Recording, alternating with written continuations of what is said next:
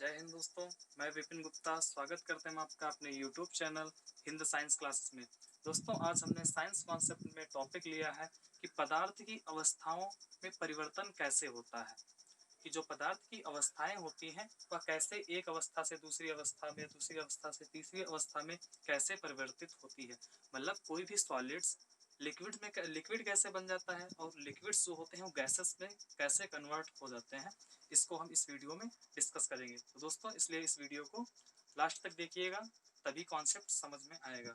चलिए दोस्तों, शुरू करते हैं अपना video. Conversion of states of matter, पदार्थ की अवस्था परिवर्तन, मतलब पदार्थ की अवस्था में परिवर्तन कैसे होता है। देखिए, किसी भी चीज की, किसी भी वस्तु या किसी भी अवस्था, किसी भी स्टेट, उसकी अवस्था में परिवर्तन तभी आएगा जब उसमें कुछ परिवर्तन किया जाएगा।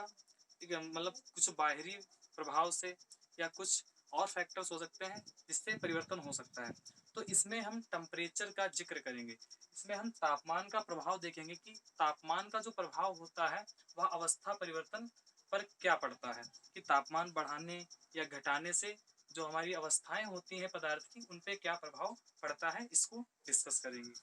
तो देखते हैं कि तापमान परिवर्तन का प्रभाव, अवस्था परिवर्तन में तापमान परिवर्तन का क्या प्रभाव पड़ता है, ये डिस्कस करेंगे। Effect of change of temperature, तापमान परिवर्तन का प्रभाव।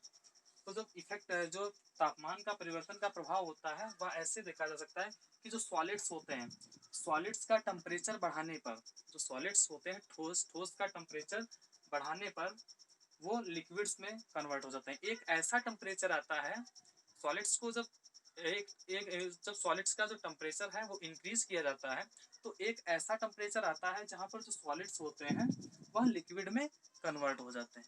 जो सॉलिड्स होते हैं वह लिक्विड में कन्वर्ट हो जाते हैं।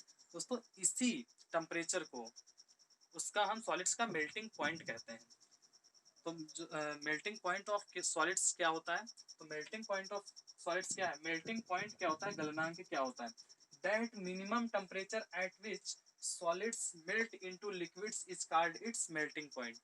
वह न्यूनतम तापमान जिस पर कोई ठोस पिघल कर तरल या द्रव अवस्था में परिवर्तित हो जाता है, उसे हम उसका गलनांक कहते हैं। तो यहाँ पर जैसे जिस प्रकार से हम देख रहे हैं कि सॉलिड्स किसमें बदल जाते हैं, लिक्विड्स में।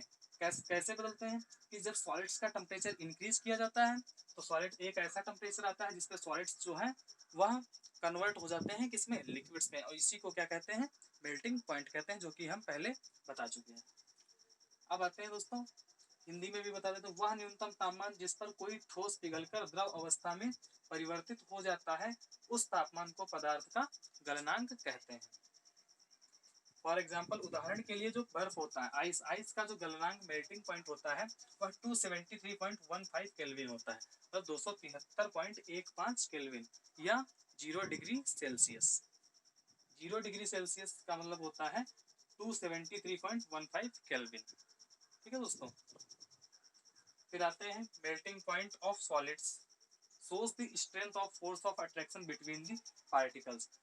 जो ठोस का जो गलनांक होता है वह जो ठोस के जो कण होते हैं उसके कण के बीच में जो आकर्षण बल होता है उसके सामर्थ्य को दर्शाता है। किसी ठोस का गलनांक उसके कणों के बीच के आकर्षण बल के सामर्थ्य को दर्शाता है।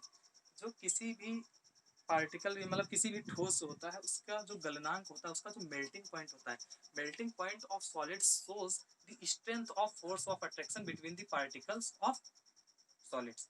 मतलब जो ठोस, जो मेल्टिंग पॉइंट या गलनांक होता है वह यह बताता है कि कोई भी जो ठोस है, कोई भी सॉलिड्स जो है, उसकी उसके पार्टिकल्स की स्ट्रेंथ क्या है।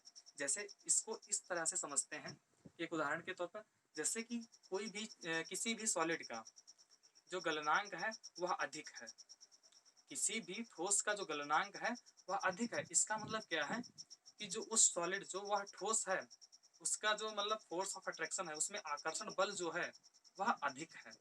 आकर्षण बल अधिक है, इसीलिए उसका जो है गलनांक अधिक है। क्योंकि जितना ही आकर्षण बल होता है उतना ही हमें उस आकर्षण बल को तोड़ने के लिए ऊर्जा की आवश्यकता होती है। जो हीट एनर्जी होती है, उष्मा ऊर्जा की उतनी ही अधिक आवश्यकता होती है।